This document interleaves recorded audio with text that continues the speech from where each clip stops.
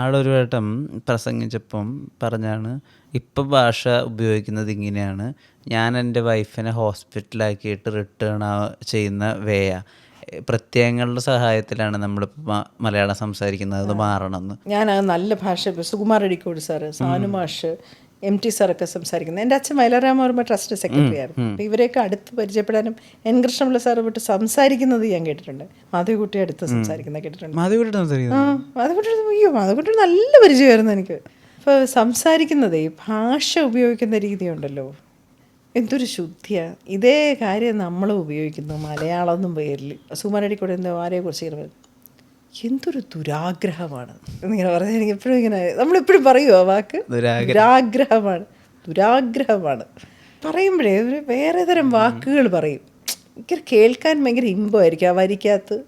നമ്മൾ പറയുമ്പോൾ എന്തോ പോലെ നമ്മൾ പറയും തമിഴ് ഭയങ്കര ലിറിക്കലാണ്. നന്നായിട്ട് പറയാൻ അറിയാവുന്നവർ സംസാരിക്കുന്നതായിട്ട് അത് ലിറിക്കലാണ്. ബി ആർ പ്രസാദ് ഒഴുകും. ഇതൊരു ശുദ്ധിയായിരുന്നു സംസാരിക്കുന്നതിന് പ്രസാദ്. ഭയങ്കര അറിവും. അറിയുന്ന കാര്യത്തെക്കുറിച്ച് അങ്ങറ്റം വരെ. ഈ രാഗങ്ങളൊന്നും പാട്ടുകാർക്ക് അത്ര അറിയണ്ടോന്ന് അറിയണ്ടാവില്ല. ഇല്ല, പ്രസാദിനെ ഒരു ഇതിനെ വിളിച്ചല്ലോ, അവർ മാറി മാറി മാറി രാഗം പാടിക്കൊണ്ടിരുന്ന് പ്രസാദ് പേര് പറഞ്ഞുകൊണ്ടേയിരുന്നു. കൈതപ്രത്തിൻ്റെ ഒരു പ്രോഗ്രാമിന് ഏഷ്യാനെറ്റ്. അതിൻ്റെ പ്രത്യേകതകളും എല്ലാം. പാടത്തില്ല പ്രസാദ്. അതെ, പാടില്ല. നാടകം, സാഹിത്യം, കഥകളി, ഫോക്ലോറ്, ഏത് മേഖലയും. പ്രസാദിൻ്റെയൊക്കെ ഒരുപാട് നല്ല സ്ക്രിപ്റ്റ് ഉണ്ടായിരുന്നു. ഒക്കെ വെറുതെ ഇരുന്ന് ഒന്നും ചെയ്തില്ല. 2-3 മാസം മുമ്പ് ഞാൻ വിട്ടിപ്പോൾ സ്ക്രിപ്റ്റുകളൊക്കെ അവിടെ ഇരിപ്പുണ്ട്. എൻ്റെ ജീവിതത്തിൽ ഒരുപാട് ഘട്ടങ്ങളാണ്. ഏഷ്യാനെറ്റിലെ ഒരു ഘട്ടം, തുടക്കത്തിൽ ശശികുമാർ സാറൊക്കെ ഉണ്ടായിരുന്ന കാലത്തിലെ ഒരു ഘട്ടം. ഇപ്പോഴും ആ ആൾക്കാരുമൊക്കെ ആയിട്ട് ഭയങ്കര സൗഹൃദമാണ്. നിർമ്മലയും രാജലക്ഷ്മിയും റജിയും, അന്ന് ഏഷ്യാനെറ്റ് ഉണ്ടായ ശരത് സാറും, ആ ഒരു എന്ന് വെച്ചാൽ ഞാൻ പറയുന്നത് ലൈബ്രറിയിലുണ്ടായിരുന്ന നിർമ്മല, റെജി, രാജലക്ഷ്മി, അങ്ങനെ ഒരു കമ്മ്യൂണിറ്റി ഉണ്ട്. ശശിയേട്ടൻ എന്നൊക്കെ പറഞ്ഞാൽ എല്ലാവരുമായിട്ട് ഭയങ്കര സ്നേഹമായിരുന്നു. അത് കഴിഞ്ഞ് കൈരളിയും തുടക്കകാലമാണല്ലോ, അതും വേറൊരു നല്ല പീരീഡായിരുന്നു. ഈ ശ്രീകാന്തും പാലിയും ഒക്കെ ഉള്ള വേറൊരു കാലഘട്ടം. സൂര്യ ടി വിയിൽ ഒരു പീരീഡ് ഉണ്ടായിരുന്നു, ദൂരദർശൻ. അങ്ങനെ പല പല മേഖലകളിൽ ജോലി ചെയ്യാൻ പറ്റിയിട്ടുണ്ട്. ഈ പഠിത്തം ഇപ്പം ഓരോന്നിങ്ങനെ പഠിച്ചുകൊണ്ടിരിക്കുകയുണ്ടായിരുന്നല്ലോ, അതെവിടുന്ന ഫയർ വന്ന് LLB ജോയിൻ ചെയ്യാം എന്നൊക്കെ? നമ്മൾ ഏതെങ്കിലും തരത്തിൽ മെൻ്റലി ഡൗൺ ആകുമ്പോൾ നമ്മൾ പഠിച്ചാൽ മതി, നമ്മൾ തിരിച്ച് കയറി വരും. കൈരളിയിൽ നിന്ന് എനിക്ക് റിസൈൻ ചെയ്യേണ്ടി വന്ന ഒരു മോശം പീരീഡാണ് മോനെ. കൈരളിയിൽ പെട്ടെന്നൊരു ഫിനാൻഷ്യൽ ക്രഞ്ച് വന്നിട്ട് കുറേ എന്ന് വെച്ചാൽ ഇങ്ങനെ അവർ ഒരു അബ്രപ്റ്റായിട്ടാണ് ശമ്പളം നിന്ന് പോയത്. പിന്നെ എൻ്റെ മോനൊരു ഫിറ്റ്സൊക്കെ വന്നിട്ടുള്ളൊരു സമയമൊക്കെ ആയിരുന്നു. അപ്പോൾ കുറച്ച് മരുന്നും കാര്യങ്ങളും ഒക്കെ ആയിട്ട് ഭയങ്കര എക്സ്പെൻസും പരിപാടിയൊക്കെ ആയിക്കൊണ്ടിരുന്ന ഒരു സമയത്ത് ശമ്പളം നിന്നുപോയി. അപ്പോൾ അടുത്ത മാസം കിട്ടുമെന്ന് പറഞ്ഞാൽ നമ്മൾ കടം വാങ്ങിക്കുമല്ലോ. അടുത്ത മാസവും കിട്ടുന്നില്ല, അതിൻ്റെ അടുത്ത മാസം അതൊരു 6ാമത്തെ മാസം ആകുമ്പോഴത്തേക്കുള്ള ഒരു അവസ്ഥ, ഭയങ്കര മോശം അവസ്ഥയിലോട്ട് കാര്യങ്ങൾ പോയി. കാരണം നമ്മൾ ഈ നിൽക്കക്കള്ളിയില്ലാതെ ഇന്ന് നമ്മൾ ജോലിയും ചെയ്തുകൊണ്ടിരിക്കുക. ജോലിക്ക് ചിലവുമുണ്ട്, ജോലി ചെയ്യാനായിട്ട് ചിലവിനും പോകണം. അപ്പം എനിക്കന്ന് ഗവൺമെൻറ് ജോലി കിട്ടിയതാണ്. ഞാനത് റിസൈൻ ചെയ്തിട്ട് കൈരളിൽ തന്നെ തുടരുകയാണ്. അപ്പോൾ ഈ പൈസ നമുക്കൊന്നും ചെയ്യാൻ പറ്റത്തില്ല. കാരണം ഇപ്പം എനിക്കന്ന് 13,000 റുപ്പീസാണ് സാലറി.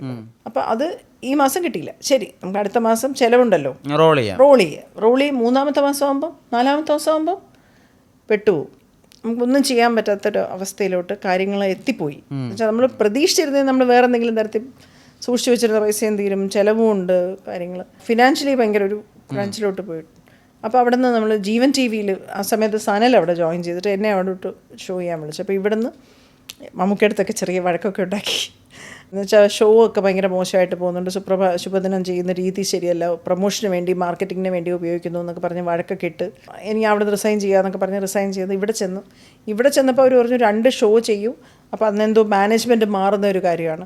മാനേജ്മെൻറ്റ് മാറുമ്പോൾ 2 ഷോ, അമ്മ നക്ഷത്രം എന്ന് പറഞ്ഞൊരു പ്രധാനപ്പെട്ട ഒരുപാട് ഹീറോസായിട്ടുള്ള ആൾക്കാരുടെ അമ്മമാരുടെ വെച്ചിട്ടൊരു ഷോയും, എന്നിട്ട് മദേഴ്സ് ഡേ എന്തായിരുന്നു, 2 ഷോ, ടോക്ക് ഷോ 2 ഓർഗനൈസ് ചെയ്യാൻ പറഞ്ഞു. അപ്പോൾ എൻ്റെ കയ്യിൽ നിന്ന് തന്നെ വീണ്ടും ഞാൻ പൈസ റോൾ ചെയ്ത് ആ 2 ഷോയും ചെയ്തു. സനലുമായിട്ടുള്ള ബന്ധത്തിൻ്റെ പുറത്ത്. കാരണം സനൽ പറഞ്ഞ് നമുക്ക് ചെയ്യണം.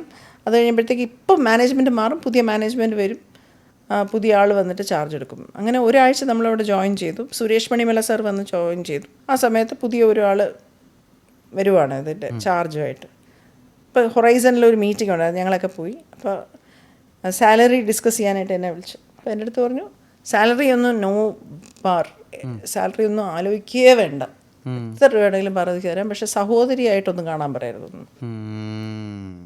ഞാൻ ആ ഹോട്ടലിൽ നിന്ന് ഇറങ്ങി വീട് വരെ നടന്നു കരഞ്ഞുകൊണ്ട് രാത്രി 9:30. ഞാൻ എൻ്റെ ഭൂമിയുടെ അടിയിൽ നിന്ന് മണ്ണൊലിച്ചു പോകുന്ന പോലെ തോന്നി. ഒന്നുമില്ല, കൈരളിയും പോയി, ഈ ജോലിയും പോയി, പൈസയും പോയി, കടവും കയറി, എന്ത് ചെയ്യണമെന്നൊന്നും പറഞ്ഞപ്പോൾ വീട്ടിൽ ചെന്ന് ചോദിച്ചാൽ പൈസ വരും, പക്ഷേ ഞങ്ങളങ്ങനെ ചോദിച്ചിട്ടില്ല. അഭിമാനത്തിൻ്റെ എല്ലാം സതീശനോടുള്ള ഒരു റെസ്പെക്റ്റും കാര്യങ്ങളും, സതീശനെ കല്യാണം കഴിച്ചാൽ അതങ്ങനെ. ഞാൻ വീട്ടിൽ വന്ന് നടന്ന് വരുന്നുണ്ട്, സതീശൻ കണ്ടപ്പോഴേ ചോദിച്ചു എന്ത് പറ്റി. അപ്പം ഞാൻ പറഞ്ഞു ഇങ്ങനെ ഒരു സാഹചര്യം ഉണ്ടായി സതീശൻ, എല്ലാം പോയി, എല്ലാം ഭയങ്കര മോശമവസ്ഥയാണ്. സതീശൻ പറഞ്ഞു നിങ്ങൾ ജോലിയൊക്കെ മതിയാക്കി വെച്ചേ, പൈസയൊക്കെ ഞാൻ കണ്ടുപിടിച്ച് തരാം, പൈസയൊക്കെ നമുക്ക് കടമൊക്കെ തീർക്കാം, നിങ്ങളൊന്നും ചെയ്യേണ്ട, നിങ്ങൾ കുറച്ച് ദിവസം റെസ്റ്റ് എടുക്കുക, ഒന്നും ചെയ്യേണ്ട നിങ്ങൾ. ഞാൻ മുറിക്കകത്ത് തന്നെ അങ്ങനെ ഇരുന്നു, മണ്ണും വെച്ചു, അല്ലാതിരുന്നപ്പോഴത്തേക്ക് സ്വാമിനാഥൻ എന്ന് പറഞ്ഞ എൻ്റെ ഒരു സ്വാമി ഇപ്പോഴും വീട്ടിൽ വന്നിട്ട് സ്പെഷ്യൽ എന്ന് പറഞ്ഞ ട്യൂഷൻ സെൻ്ററുണ്ട് തിരുവനന്തപുരത്ത്, സന്തോഷ് സാറിൻ്റെ ട്യൂഷൻ സാറിൻ്റെ ക്ലാസ്സിൻ്റെ തമാശകൾ പറയും, ഭയങ്കര വിറ്റ, ചിരിച്ച് മരിക്കും. അപ്പോൾ ഇത് കേൾക്കുമ്പോൾ ഞാൻ ഒരുപാട് ചിരിക്കും. അപ്പോൾ ഞാൻ പറഞ്ഞു എനിക്ക് ട്യൂഷൻ സാറ് എനിക്ക് പഠിക്കാൻ പോകണമെന്ന് സന്തോഷ് സാറിൻ്റെ അടുത്ത്. അപ്പോൾ പറഞ്ഞ് ഞാനും ചേച്ചി നമുക്ക് LLB ഇത് ചേരാൻ സമയമായി, ചേച്ചി ചേരുമെന്ന് പറഞ്ഞു. അങ്ങനെ ഞാൻ പോയി ലോ അക്കാഡമിയിൽ അഡ്മിഷൻ വാങ്ങിച്ചു. സന്തോഷ് സാറിൻ്റെ ട്യൂഷൻ ക്ലാസ്സിൽ പോയിരുന്നു, സാറിൻ്റെ ട്യൂഷൻ കേൾക്കുമ്പോൾ പ്രധാന ജോലി. അപ്പോഴത്തേക്ക് സതീശൻ പറയും പൈസയുടെ കാര്യമേ നിങ്ങൾ മറന്നേക്കും, മുഴുവൻ കടവും ഞാൻ തീർത്തോളാം, ഒന്നും നിങ്ങൾ അറിയേണ്ട, നിങ്ങൾ ഇഷ്ടമുള്ള പോലെ ചെയ്യും, നിങ്ങൾ സമാധാനമായിട്ടിരുന്നാൽ മതി. അങ്ങനെ ഞാൻ LLBക്ക് പോയി ജോയിൻ ചെയ്തു. കൃത്യമായിട്ട് 3 വർഷം ക്ലാസ്സൊക്കെ എടുത്ത് അപ്പോഴാണ് എനിക്ക് യോഗ ടീച്ചറിനെ കിട്ടുന്നത്. യോഗ ടീച്ചറിൻ്റെ അടുത്ത് പോയി യോഗ ചെയ്ത് വണ്ണമൊക്കെ കുറച്ച്. അപ്പോൾ യോഗ ടീച്ചർ ഒരു ദിവസം എന്നോട് പറഞ്ഞു പാർവതി അടുത്തൊരു വർക്ക് വരുമ്പോൾ വേണ്ടാന്ന് പറയരുതെന്ന്. അപ്പോൾ ഞാൻ പറഞ്ഞു ശരി. ആ വന്ന വർക്കാണ് ലാൽ സാറിൻ്റെ ഇൻ്റർവ്യൂ. അപ്പോൾ ആ ഒരു ഫേസ് ഉണ്ട്. അപ്പോൾ നമുക്കങ്ങനെ ആ ഒരു അങ്ങനെ നമ്മൾ ഡിപ്പാവുന്ന സമയത്തെ പഠിച്ചാൽ മതി, ഇതാണ് ഞാൻ മനസ്സിലാക്കുന്നത്. തിരിച്ചു കയറി വരാൻ പറ്റും നമുക്ക്. ഞാൻ 3 വർഷവും കോഴ്സിന് പോയി പഠിച്ചു. അപ്പം ഞാൻ വിചാരിച്ചു ചിലപ്പോൾ ഞാൻ മൂട്ട്കോട്ടൊക്കെ എടുത്തിട്ട് ചിലപ്പം ലോ ആയിരിക്കും ഇനി ചെയ്യാൻ പോകുന്നത്. അഭിനയമൊന്നും മനസ്സിൽ പോലും ഇല്ലല്ലോ. വല്ലാത്തൊരവസ്ഥയായിരുന്നു അന്ന്. ആ ജോലിയും കൂടെ ഞാൻ വേണ്ടാന്ന് വെക്കുകയല്ലേ, ഞാൻ കടലെടുത്ത് പോയി. ഞാൻ ഒരു നിമിഷം ആ പൈസയും പോയി, അവിടെ ഇൻവെസ്റ്റ് ചെയ്ത പൈസയും പോയി. എന്ത് ചെയ്യണമെന്ന് അറിയില്ല. വേണമെങ്കിൽ നിന്ന് സഹകരിക്കുക, ഇല്ലെങ്കിൽ അങ്ങനെ അങ്ങനെ പറയുകയാണ്. നമ്മുടെ അടുത്ത് ഒരു മീറ്റിംഗ് വിളിച്ചു കൂട്ടിയിട്ടില്ല. മീറ്റിംഗ് അല്ല, അല്ലാതെ off record. Off record blank ചെക്കാണെന്ന് ശമ്പളം. ഓക്കേ എന്ന് പറഞ്ഞ് അവിടെ നിന്ന് ഇങ്ങനെ ഇറങ്ങി ഞാൻ ഹൊറൈസണിൽ വീട് വരെ ഇങ്ങനെ നടന്ന് കടിയിൽ നിന്ന് ഇങ്ങനെ വെള്ളം വന്നുകൊണ്ടിരിക്കുക. എനിക്കൊന്നും ഓർമ്മയില്ല. പണ്ട് ഇതുപോലെ എക്സാം പരീക്ഷ എഴുതിക്കില്ല എന്ന് പറഞ്ഞപ്പോൾ വിമൻസ് കോളേജിൽ നിന്ന് വീട് വരെ നടന്ന ഓർമ്മയുണ്ട്. അന്ന് പക്ഷേ തേക്കുപടത്തി അച്ഛനെ കണ്ടു. അച്ഛൻ വന്ന് വണ്ടി നിർത്തി, നീ എന്തു ഇങ്ങനെ നടക്കുന്ന, വണ്ടി കയറുമെന്ന് പറഞ്ഞു. ഇതാരും വരാനില്ലായിരുന്നു, ഞാൻ വീട് വരെ നടന്നു. കാരണം എൻ്റെ ഒരു ഓട്ടോ വിളിക്കാൻ പോലും പൈസയും ഇല്ല, ഒന്നുമില്ല, ദാരിദ്ര്യം. കാരണം കടം. അതിനിടയ്ക്കൂടെ ഞാൻ ആർക്കൊക്കെയോ മാലവടയം വെച്ച് പൈസയും കൊടുത്തിട്ടുണ്ട്. അതിൻ്റെ ഇടയിൽ ദാനധർമ്മം വേറെ, അതും അതിൻ്റെ ഇടയിൽ കൂടെ ഉണ്ട്. അപ്പം പണയമൊക്കെ ഇരിക്കുന്നു, എൻ്റെ പണയമൊക്കെ ഇരിക്കുന്നത് കഴുതിക്കിടന്നൊക്കെ പണയത്തിലാണ്. അന്ന് അജി സാറിന് ആർക്കൊരാൾക്ക് സ്കൂളിൽ മക്കൾക്ക് ഫീസ് കൊടുത്തില്ല എന്ന് പറഞ്ഞപ്പോൾ പണയം വെച്ച് പൈസ കൊടുത്ത് ആർക്കൊക്കെയോ കൊടുത്ത് എന്ന് വെച്ചാൽ എല്ലാം വിചാരിക്കുന്നത് ഇപ്പം അടുത്ത മാസം ശമ്പളം കിട്ടുന്നതാണല്ലോ മോനെ, അടുത്ത മാസം ശമ്പളം കിട്ടുന്നതാണല്ലോ നമ്മൾ വിചാരിക്കുന്നത്. പിന്നെ ഒരുപാട് നാളെ ശമ്പളം കിട്ടി തിരിച്ച് കൈരളിയുടെ. പക്ഷെ ആ ഒരു പീരീഡ് ഭയങ്കര വിഷമമായിരുന്നു.